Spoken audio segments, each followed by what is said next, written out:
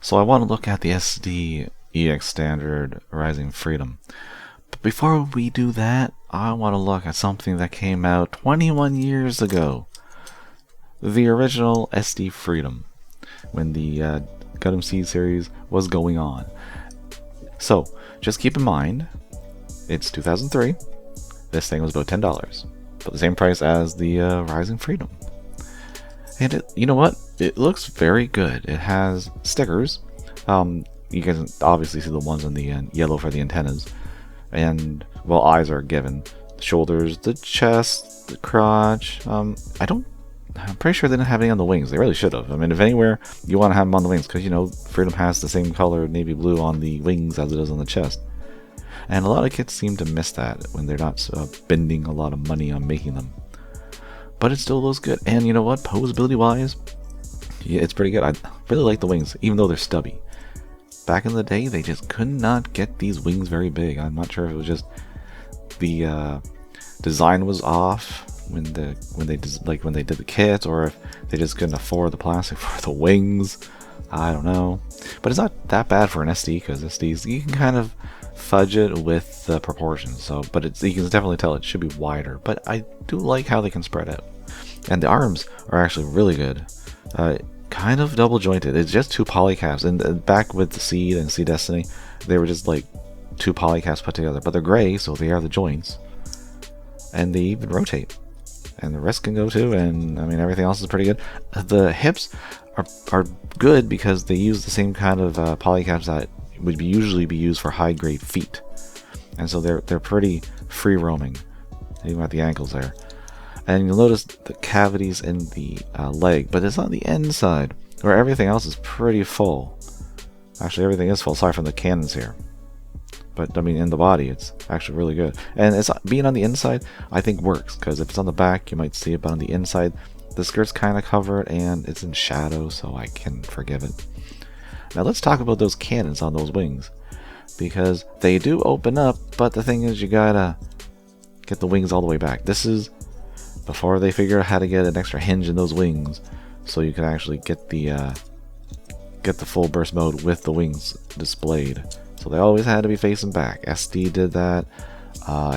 Probably the 100 no grade. Do I have the 100? I do have the 100 no grade. Yeah.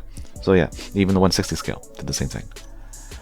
And the railguns, they're pretty cool. The back part doesn't move. The back part's connected, but the actual parts that matter, which are the cannons, can unfold, and I like it. Yeah, it's not the right color. It should be like a light gray color, but I'm okay with that.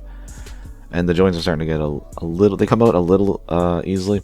This thing is old. I got it almost when the kit came out. I think it was like 2 years after the kit came out I got it, so like 2005. So I've had it for quite a while. Almost 20 years. Right? Yeah, almost, I think. Whatever.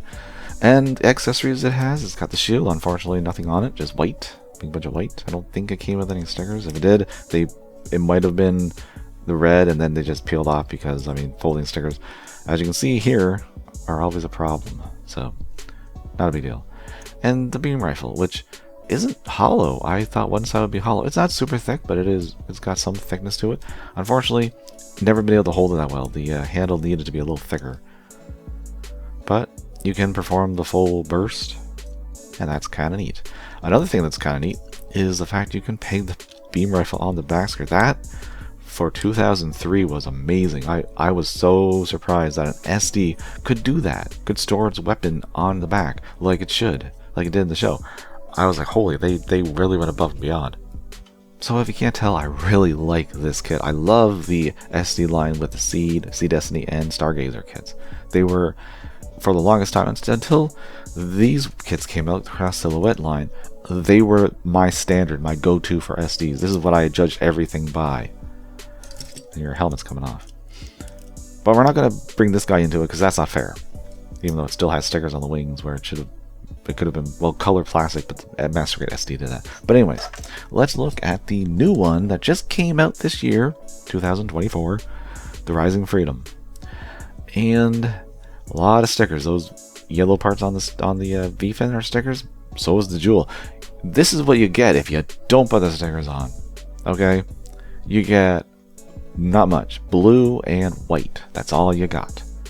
That's kind of sad. I know it's the EX standard line, and I hate that line, but it could have been better. Definitely been better. But the posability is okay. It's about the same, although it doesn't rotate at the elbow like the old one does. But it still has the wrist, still got the waist, still got the legs, and the ankles. They do move better. They can go way back, mostly for the transformation. But let's look at those railguns. Remember how these ones had 2 joints? Not a thing. It's ball jointed and that's it. All stuck together. This is even simpler because these ones you have to unfold. These ones, you could have just had the front part move, but they didn't. They didn't want to do anything like that. And of course, the shield is about the same. White plastic with a couple stickers on it. And man, the beam rifle. So it looks like I sat on it. Let's bring in the other one again, because it is thin, but not nearly as thin. It's a little bigger. It does fit better into the hand because while this one has a round hole, but they use a rectangular handle, this one has a round handle, so it fits perfectly fine. But it just looks like nothing if you don't look right. Like, you'll never have to worry about getting this thing shot down in combat because you can barely make out. Just if it's straight on, you're like, where is it? So definitely a step down, if you ask me. Granted, the proportions are different. Like, now this is taste. I like both. I like the squat with the bigger head, but I like the more proportional to the body. Like, the head is still big, but it's not as big as it was, and the body's a little thinner. I kind of like both. I probably lean a little more towards the older one, just by a little bit. Now let's look at its transformation. Now we don't even need these. These things don't come into play, and you're probably thinking, but they're supposed to attach to the bottom. There's nowhere to attach it. Even the high grade needed little attachments to connect the shield and the beam rifle. There's nothing included. You think they're going to waste the money on that? Nope. Also, the stickers for the wings, only on the one side. Couldn't even splurge for an extra set of stickers. That's how much they didn't give a crap. Alright, so I'm just going to flip it around anyways, because you have to flip the nose cone around, so might as well just do it all at once. And there you have the mobile armor mode. Not much to it. Don't worry about tucking the head inside the nose cone, because it has no way. It's too big. Which is fine, it's an SD. And it's about as complicated. Just wish I could do something with these things. But don't worry, there's something else you can do with this kit. The EX standard line doesn't let you down for gimmicks. So we just need the backpack. Which is another reason why I put the wings up like this, because it just makes more sense. Although the funny thing I just noticed is that the wings are angled in a certain way, so they kind of droop down if you have it, the wings in a certain position. I did not even notice that before. But anyways, let's take that shield. Let's take that beam rifle. We're gonna peg the extra peg that it has on the beam rifle for seemingly no reason. Goes into the shield. And then peg the backpack into the end, and you've got what I can only assume is a really dumb crossbow for a high grade kit. Sure, why, I guess. Dumb. I think it's dumb. But it's for the kids. I don't know what kids would like it, but it's a thing that you can do if you want to do it.